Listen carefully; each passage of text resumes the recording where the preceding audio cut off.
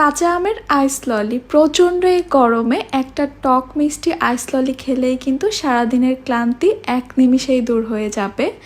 আসসালামু আলাইকুম everyone, welcome to Apsara's mini kitchen. আজকে তৈরি করব গরমের শান্তি টক মিষ্টি কাঁচা আমের আইস ললি। এই আইস ললিগুলো তৈরি করা একদমই সহজ আর খেতে হয়েছে অনেক বেশি টেস্টি। এইখান থেকে একটা আইস ললি খেলেই কিন্তু মন প্রাণ কলিজা একদমই ঠান্ডা হয়ে যাবে, একদমই রিফ্রেশ ফিল করবেন। আজকের এই কাঁচা আমের আইস ললিগুলো তৈরি করার জন্য এখানে আমি 4টা কাঁচা আম নিয়েছি। আমগুলোকে সিদ্ধ করার জন্য একটা প্যানে পরিমাণ মতো পানি দিয়ে দিয়েছি। পানিটা যখন এরকম ফুটে উঠবে তখন আমি আমগুলো দিয়ে দিব। কাঁচা আম সিদ্ধ হতে খুব একটা বেশি সময় লাগে না, তাও এই আমগুলোকে আমি ভালোভাবে সিদ্ধ করে নিব। একটা ঢাকনা দিয়ে ঢেকে আমগুলোকে আমি সিদ্ধ করে নিব প্রায় 15 মিনিটের মতো। আমগুলো যখন ভালোভাবে সিদ্ধ হয়ে যাবে তখন আমি এই আমগুলোকে তুলে নিচ্ছি। এবার এই আমগুলোকে খুব ভালো মতো আমি ঠান্ডা করে নিব। ঠান্ডা করা আমগুলো থেকে খোসাটাকে আমি ছাড়িয়ে নিব। আর এই আমগুলো থেকে খোসা ছাড়ানো কিন্তু একদমই সহজ। দেখতেই পাচ্ছেন আলতোভাবে টান দিলেই কিন্তু খোসাটা আলাদা হয়ে যাচ্ছে। আপনারা চাইলে কিন্তু আগে থেকে খোসাটা ছাড়িয়ে এরপর সিদ্ধ করে নিতে পারেন, তবে আমার কাছে এভাবেই সহজ মনে হয়েছে। এবারে আমগুলো থেকে আমের বীজগুলো আলাদা করে ফেলবো। দেখতেই পাচ্ছেন এটাও কিন্তু হালকা হাতে চাপ দিলেই বীজটা আলাদা হয়ে যাচ্ছে। সিদ্ধ করা আমগুলোকে আমি ঠিক এভাবে আলাদা করে নিয়েছি।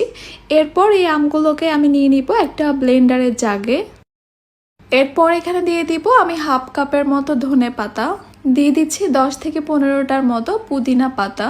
ধনে পাতা আর পুদিনা পাতাটা দিলে কালারটা খুবই সুন্দর আসে আর খেতেও কিন্তু ভালো লাগে, আবার রিফ্রেশিংয়েরও একটা ব্যাপার কিন্তু থাকে। এরপর মিষ্টির জন্য আমি এখানে দিয়ে দিচ্ছি হাফ কাপ চিনি, লবণ দিয়ে দিচ্ছি 1/4 টিস্পুন, বিট লবণ দিয়ে দিচ্ছি 1/4 টিস্পুন। আপনারা কিন্তু চাইলে এখানে একটা কাঁচামরিচও দিতে পারেন, এতে করে এই ললিটা খেতে টক ঝাল মিষ্টি হবে। এবার আমি এই সব কিছুকে একসঙ্গে ভালোভাবে ব্লেন্ড করে নিব। আমি কিন্তু এখানে কোনো রকমের পানি দিইনি, তবে আপনারা যদি মনে করেন পানি দেওয়ার প্রয়োজন আছে তাহলে আপনারা প্রয়োজন মতো পানি এখানে অ্যাড করে নেবেন। ব্লেন্ড করা হয়ে গেলে এবার আমি এগুলোকে আইস ললির মোল্ডে নিয়ে নিচ্ছি। আপনারা এখানে যে কোনো শেপেরই আইসক্রিমের মোল্ড নিতে পারেন। আমি এখানে কুলফির মোল্ড নিয়েছি। আমার মনে হয় এরকম আইসক্রিম বা আইস ললির মোল্ড আমাদের সবার বাসায় কম বেশি থাকে। একটু হালকা হাতে ট্যাপ করে নিচ্ছি যেন কোনো অংশে ফাঁকা না থেকে যায়। এবার উপরে আমি একটা ফয়েল পেপার দিয়ে খুব ভালোভাবে ঢেকে দিচ্ছি। এবার প্রতিটা আইস ললির ঠিক মাঝখানে আমি একটু কেটে নিচ্ছি একটা নাইফ দিয়ে।